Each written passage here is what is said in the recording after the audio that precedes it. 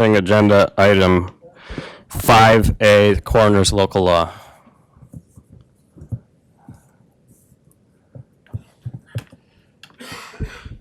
Okay, would anyone care to make a motion to direct administration to draft a local law in relation to county coroners and the structure of their call-outs and the structure of, or the detailing of any possible conflicts of interest? So moved by Legislator Hanchett. And what would be the structure, for the record, what would be the structure of those call-outs for service? Rotation call. Straight rotation? Straight rotation. Okay. Is there a second? Gary Barnes. Thank you, Mr. Barnes. Any discussion? All those in favor say aye. Aye. Opposed? That's carried. Okay, conflict defender, and not so much the conflict defender, but the conflict defender's physical confines, right? Correct. Okay, what do you got? So this is another puzzle. Conflict Defender oversees our assigned counsel program, so you will have a panel of attorneys, hopefully between a dozen to 2 dozen attorneys, if we get a good panel, and they're coming from all over the area. Not all of them are local, some are from Buffalo, Rochester, Syracuse area that could be coming down here to meet with their clients before court.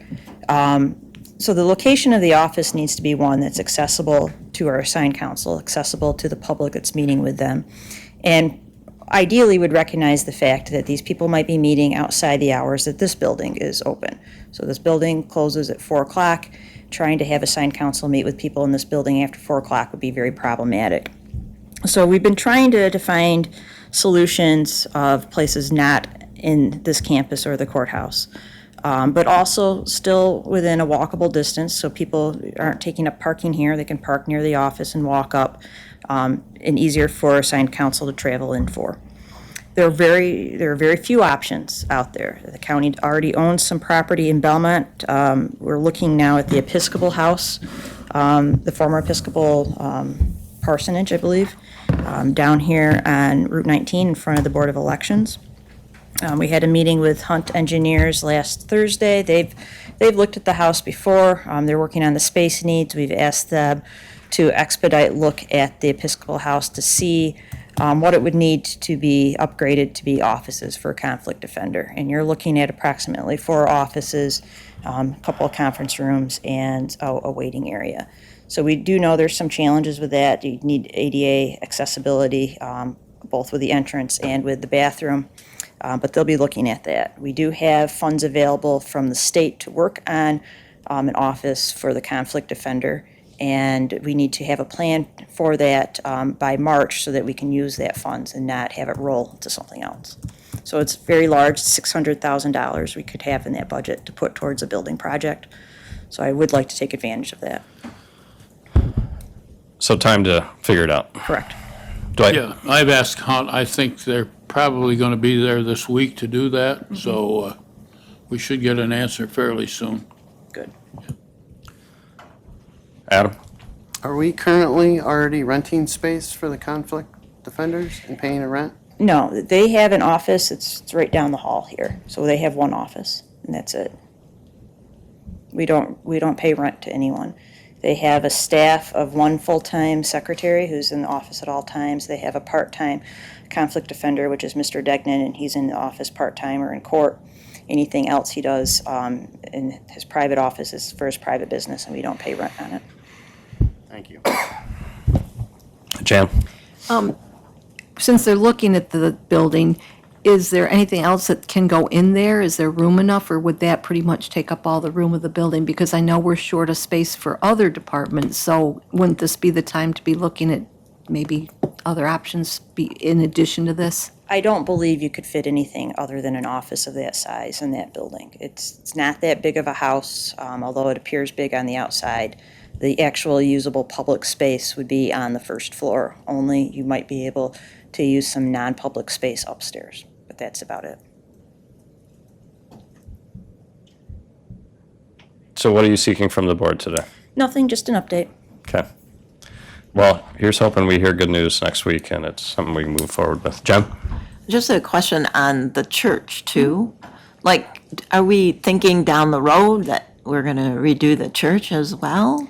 I think it very much depends on what Hunt engineers find out. So they are going around to all of our county buildings, except for some very bad ones, such as the former employment and training building down there.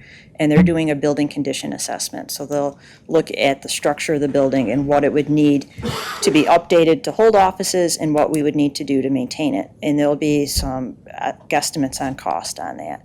So that information will come back to the board, and you'll have to make a decision on whether you think, we could renovate that building to make it acceptable for future uses, or if it's something that you want to put out for other organizations to have, or what have you. Okay, anything else on that? Okay, onward. Proposal to create and fill. So I'm going to take a little bit of blame on this one because I asked Carissa to come forward with this now. I don't know if you were quite ready to come forward with it now, but from my vantage point, Carissa needs some more help in her office. And I think it's probably, I'm preaching to the choir here, but seeing how overloaded her team is right now, I think it's important to get her a little bit more help. I had to submit something to a group the other day, and when I started putting pen to paper on some of the work product that is coming out of your office and some of the workload that you're suffering under, I'm not going to kill you guys with this, but I was just looking at studies that we are actively involved in that are about to be completed, and studies that we're either actively seeking funding for or intend to do with local dollars. It includes the EMS study, hazard mitigation plan, space needs, building assessment, economic development strategic plan, crossroads gateway infrastructure, countywide sewer study, GIS study, countywide trails strategic plan, salary study. Those are all things that are either happening right now or you guys are working on getting prepared for the board to deal with.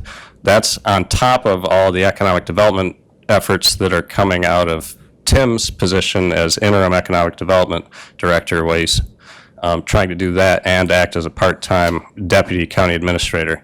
There's just too much that we're burdening you guys with. So with that being said, any suggestions? So we've been talking about this for most of the summer in our office. Very thankful to have Tim here as the Director of Economic Development. He's still the deputy too. He's on a leave of absence as far as the pay for that position, but he still acts in that title when needed. And we were very fortunate, or actually he's the deputy too. We're very fortunate to hire Mallory Short as our main deputy full-time, and she's been here just over a year. I think she just had her anniversary, I think maybe last week, and happy anniversary, by the way. So we've been very, very busy. We do have, I don't want to forget, we do have an assistant to the county administrator, Jody Adams, who is essential in the office. She is running all the CDBG grants almost by herself. She is coordinating us on a number of things. It's a very high-level position, and the work out of there is probably equivalent to deputy in many ways. But at this time, what I'd like to do is create a Deputy 3 position and have someone in the office to help. You did mention a number of the studies. All the studies you guys want in order actually come to the county administrator's office to oversee and figure out how they're done. All the policies that Allison are working on is actually the county administrator's job to recommend policies. So I say, hey, we need a policy. We go to Allison. She works up the ideas on the policy, and then we review it. It comes back here. Implementing the policies, making sure our departments follow all the policies, all the local laws, the rules, regulations. That's technically my job to make sure they're following them. So we need to make sure they have training and other things. As well as implementing the recommendations of these studies All that those studies. we're And- currently involved. And we also know, we had some developments with Stop DWI and youth where we've separated them into 2 different departments. Stop DWI has gone to probation, youth has gone to social services. That was run through my department. Anytime you create a new office, like conflict defender, economic development, it comes to my department. Anytime you want to restructure a department, it comes to my department to figure out. That is a lot of workload. Very thankful to have Mallory helping on a lot of that. We also have 3 of our collective bargaining agreements will be up to negotiate next year. we implemented the salary study for management last year. We are starting to work on how to figure out the performance evaluations this year. There's just a lot of work going on. And it really would help if we had that third position. So it would just be adding one extra body. Verified with Terry, we do have money in the budget to hire someone this year, so we wouldn't need any budget transfers for this year. We'd work it into next year's budget. Doing a little homework, we created the Deputy 2 and 3 positions in 2020, and they were temporary positions in the resolution. So we do need to go back and change that to permanent positions. Obviously, Tim's still acting as Deputy 2. We need to make sure that says it's a permanent position and he's filling it part-time. And the Deputy 3 is a permanent position, so we can then go advertise it. So I would be coming forward with a request on a resolution to make both of those permanent positions and permission to fill the Deputy 3. Okay, Mike? Well, I'm all for getting all the help we can for our key office, any of our key offices, and certainly this is our most important one. And we could lose somebody too. You never know. Something could happen. Somebody could take another job. They could take another job internally. So let's hope that none of that happens. I think we got a good department, and I'm all for giving them all the help they need. I think I do want to mention a couple other things that we're trying to find a way to do. We just are short on staff. One would be the website redesign that has landed in planning for a number of years. It's tough to organize other departments out of planning. Really, that's a central administration function. So we've looked at a website redesign and a refresh. Mallory has been doing a lot of work on trying to go back and fix some pages with the help of Michelle out of planning. But if we had someone, a Deputy 3, they could be looking at that. And also OnBase, which is our document management, agenda management, all the online approvals for all the MOEs, trying to standardize what goes to agendas and the approval system, getting that OnBase system up and running, and having somebody as a central point to help oversee that and make sure our department heads are informed on how to use that. Those would be two very large projects. We'd probably shift towards this person right away. Jan? What's Jody's title? Assistant to the county administrator. So would it make more sense to make her a deputy? I think, she'd be welcome to apply for the position. I think it would just depend. I think we're looking for someone maybe that could help with some of these software developments that are going out to all the departments. So like OnBase, the website, if we were going to do social media oversight and make sure all our department heads are complying with their social media postings, this would be this person. I don't know if she'd be comfortable moving to that sort of function or if she likes the function that she's in.